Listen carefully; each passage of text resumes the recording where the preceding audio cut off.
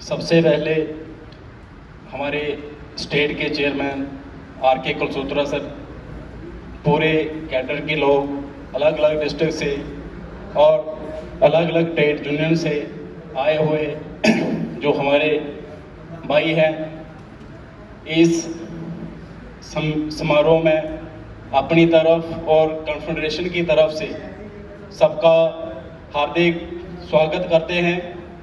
जैसा कि जितने भी हमारे साथियों ने बोला है जहाँ पे, तो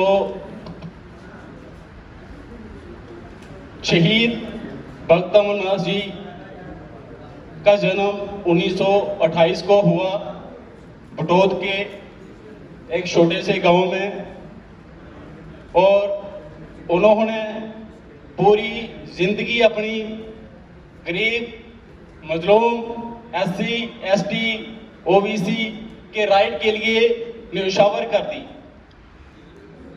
जब हमारा देश आजाद हुआ तो कॉन्स्टिट्यूशन फ्रेम किया डॉक्टर BR अम्बेडकर जी ने, लेकिन बदकिस्मती से हमारी स्टेट के अंदर 370 आर्टिकल होने की वजह से हमें उन सारे राइट जो थे SC ST OBC के वंचित रखा गया, जिसकी लड़ाई शहीद भगत अमरनाथ जी ने स्टार्ट की।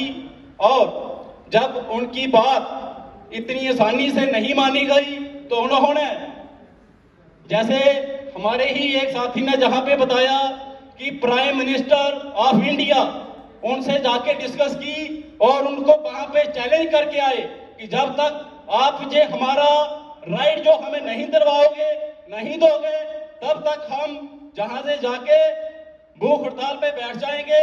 और इसी सेक्रेटरीट के बाहर उन्होंने भूख हड़ताल शुरू कर दी।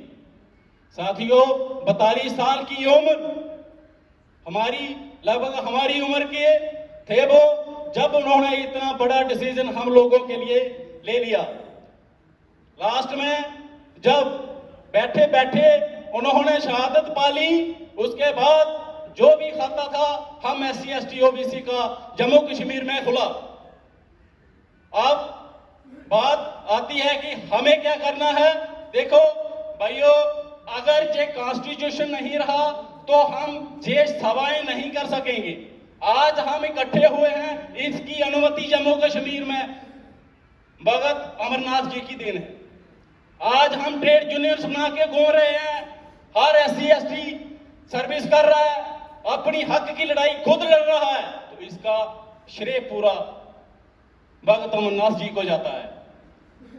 जैसा हमें करना कुछ नहीं है, उन्होंने करके रखा हुआ है, हमें सिर्फ उसकी देखभाल करनी है ताकि कोई शरारती तत्व, कोई शरारती सरकार हमारे हक ना मार दे। हमें अपने गली मोहल्ले, गांव, तहसील, हर ब्लॉक लेवल पे सभी को इस बात से अवगत करवाना है कि भाइयों, हमें अपना कॉन्स्टिट्यूशन बचाना है।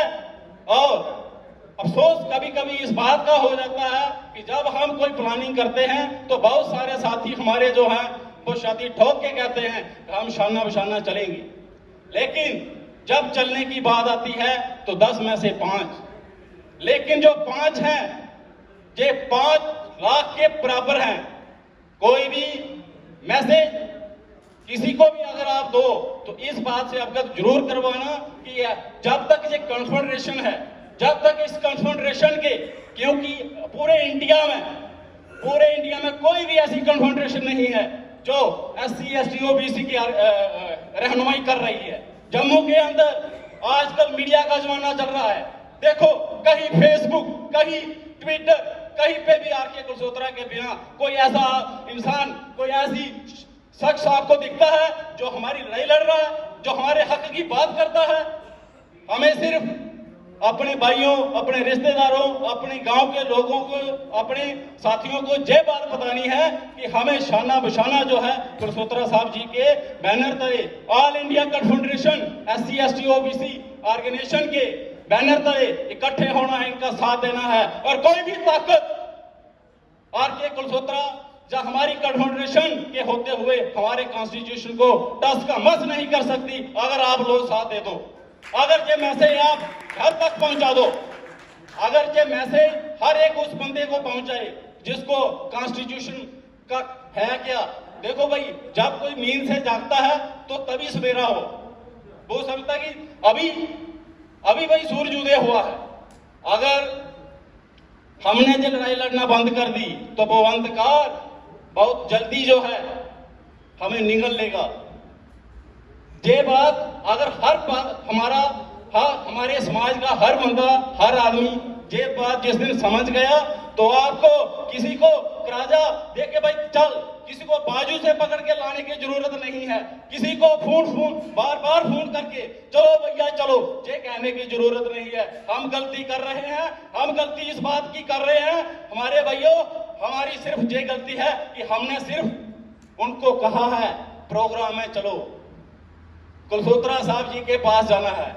मैंने किसी आदमी से बात की कि भैया चलना है, उसने कहा मेरा राशन कार्ड बन जाएगा। और यार राशन कार्ड कौन सी बड़ी बात है जहां वो लड़ाइयां लड़ी जाती हैं जो सेक्रेटरीट के गैरव, पार्लियामेंटों के गैरव, सुप्रीम कोर्ट, हाई कोर्ट, कहां हमारी कॉन्फेडरेशन नहीं लड़ी है। क्योंकि वो बेचारा भाव इसकी इस दुनिया का उसे नॉलेज नहीं है, उसको अवगत करवाना है। यही एक जिम्मेवारी है, यही एक हमारी ड्यूटी है कि जब हम उसको पूरी तरह से ये बता देंगे कि भैया ऐसे नहीं ऐसे काम बनेगा, तुम्हें राशन कार्ड बनाने के लिए किसी के पीछे नहीं जाना है, खुद गवर्नमेंट तेरे घर आके पता करेगी कि कोई ऐसा बंदा ना छूट जाए जो बेचारा गरीब है और उसका बीपीएल कैटेगरी का राशन कार्ड नहीं बन रहा। ये सारे हक हुकूक जो है हमारी कॉन्फेडरेशन इनको बचाने का पूर्णतः प्रयास करती आ रही है और करती रहेगी।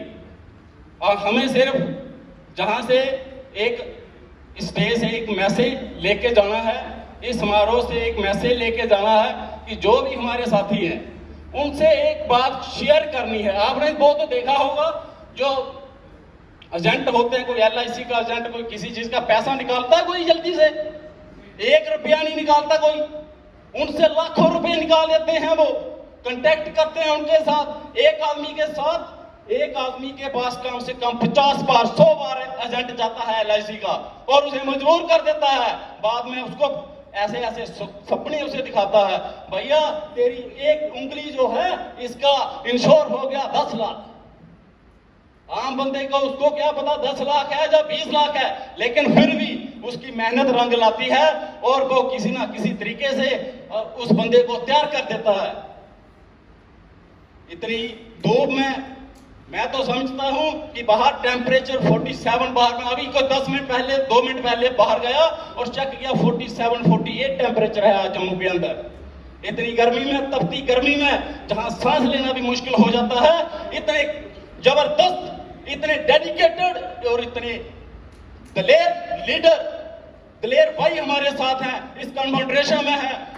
15-20 ऑर्गेनाइजेशनों के नाम सुन चुका हूं जहां मैं बैठ के, कोई DIG लगा है, कोई KS ऑफिसर रिटायर है, कोई CO रिटायर है। इतने पढ़े लिखे लोगों का साथ हमारे साथ है तो कोई ऐसी बात नहीं है जो हम मना नहीं सकते इस गवर्नमेंट से, जाग सिस्टम से।